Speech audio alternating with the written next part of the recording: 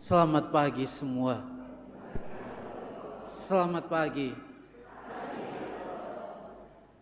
Para suster, ibu bapak, saudara-saudari umat beriman yang terkasih.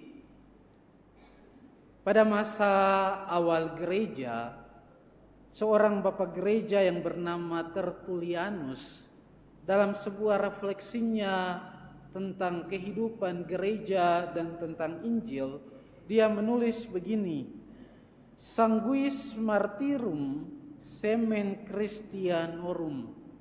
Sanguis martyrum semen Christianorum. Yang kurang lebih berarti dalam bahasa Indonesia, darah para martir menjadi benih, menjadi humus bagi kekristenan atau gereja sendiri. Refleksi dari Tertullianus, seorang bapak gereja ini, sebenarnya mau menggambarkan tentang iman dan juga perkembangan gereja awal ketika mengalami penganiayaan. Bahwa darah dari para martir itu menyuburkan gereja, menumbuh kembangkan gereja. Seperti darah Kristus sendiri yang menyuburkan gereja, menumbuhkan iman sendiri. Ibu bapak, saudara-saudari umat beriman yang terkasih, apa yang direfleksikan oleh Tertullianus menggambarkan sendiri sebagaimana Kristus yang menjadi roti hidup, menjadi makanan, memberikan hidupnya sebagai makanan, sebagai roti hidup bagi dunia, bagi umat beriman. Bacaan Injil hari ini sebenarnya adalah rangkaian panjang dari bacaan-bacaan Injil pada minggu-minggu sebelumnya yang berbicara tentang roti hidup. Yesus sesudah menjelaskan, mengajar para murid tentang roti hidup, bagaimana dirinya yang harus mati, mengalami penderitaan, sengsara, disalibkan, kemudian menjadi roti hidup bagi keselamatan umat manusia. Dan rupanya pengajaran Yesus ini mengguncang hati para pendengarnya dan banyak para murid sendiri.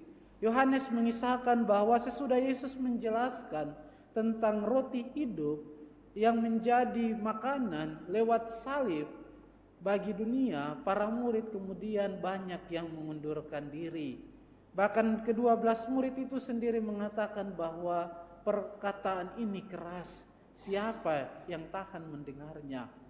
Dan akhirnya Yesus kemudian bertanya, menantang para murid, apakah kamu juga mau pergi seperti orang-orang yang lain?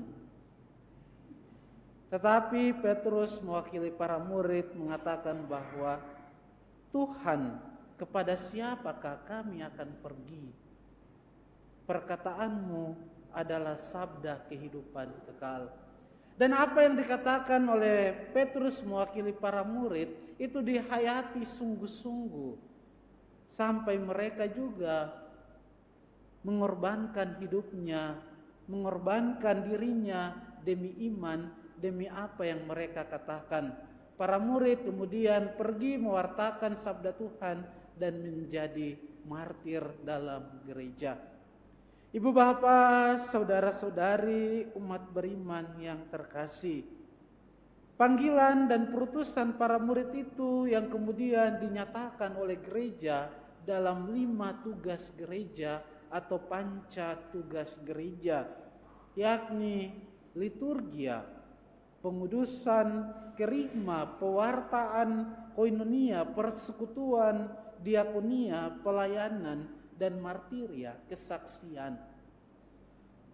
Panca tugas gereja ini adalah refleksi dari apa yang menjadi tugas Kristus sendiri yang diteruskan oleh para murid sampai menumpahkan darah mereka. Namun bila kita lihat dalam kehidupan menggereja zaman ini, seringkali gereja berhenti atau kita berhenti pada tugas yang pertama, yakni liturgia.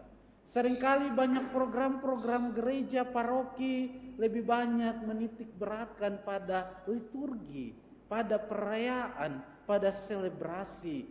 Tetapi kadang kurang kita juga menghayati 4 tugas yang lain, yakni kerikma, pewartaan, koinonia, persekutuan, diakonia, pelayanan, dan martiria, kesaksian.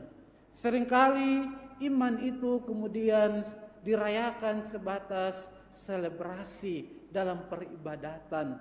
Padahal tugas gereja itu harus juga berbuah dalam kehidupan kita dalam 4 tugas yang lain, dalam perutusan, persekutuan, pelayanan, maupun kesaksian hidup di tengah-tengah gereja. Maka ibu bapa, saudara-saudari, umat beriman yang terkasih, hari ini gereja mengingatkan kita lewat sabda Tuhan bahwa apa iman yang kita rayakan dalam persekutuan, peribadatan harus diteruskan, harus berbuah dalam kehidupan panggilan kita di tengah-tengah dunia. Oleh karena itu dalam sebuah kesempatan mendiang Santo Yohanes Paulus II mengatakan kepada umat Allah demikian, saudara-saudari yang terkasih, kekudusan sejati tidak berarti lari dari dunia, melainkan terletak pada upaya untuk mewujudkan kabar gembira Yesus dalam kehidupan sehari-hari, di dalam keluarga, di sekolah, di tempat kerja, dan dalam keterlibatan dalam bidang sosial dan politik di tengah dunia. Yohanes Paulus II, santo dalam gereja, mengingatkan bahwa panggilan menuju kekudusan bukan lari dari dunia, menutup diri dari dunia, bukan menjadi menara gading di tengah dunia, tetapi justru terletak dalam upaya mewartakan kabar gembira Yesus itu dalam hidup sehari-hari. Di dalam keluarga, keluarga harus menjadi tanda kesaksian akan imannya. Cinta suami istri, sebagaimana dinasihatkan dalam bacaan kedua, harus menjadi tanda cinta Kristus kepada gereja. Dengan setia menghayati janji perkawinan, suami dan istri dipanggil untuk memberi kesaksian tentang cinta Kristus kepada gereja yang abadi.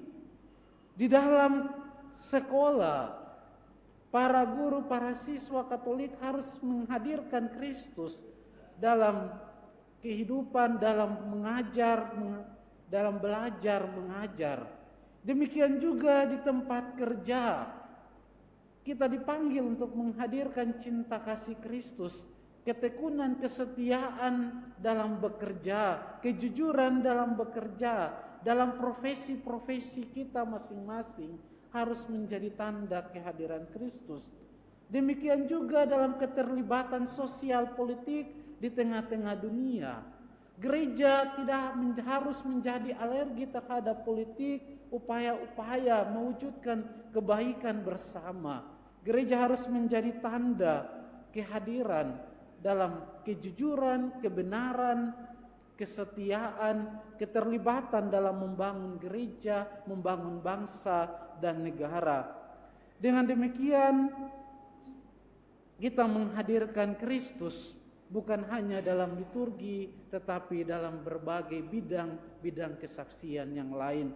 Mari kita mohon rahmat Tuhan teristimewa lewat santapan sabda dan tubuh Tuhan, agar kita sungguh-sungguh menghadirkan Kristus menjadi tanda kekudusan lewat panggilan hidup kita di tengah gereja, di tengah keluarga dan masyarakat.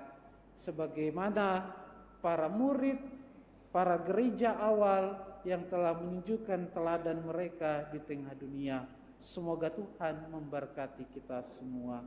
Amin.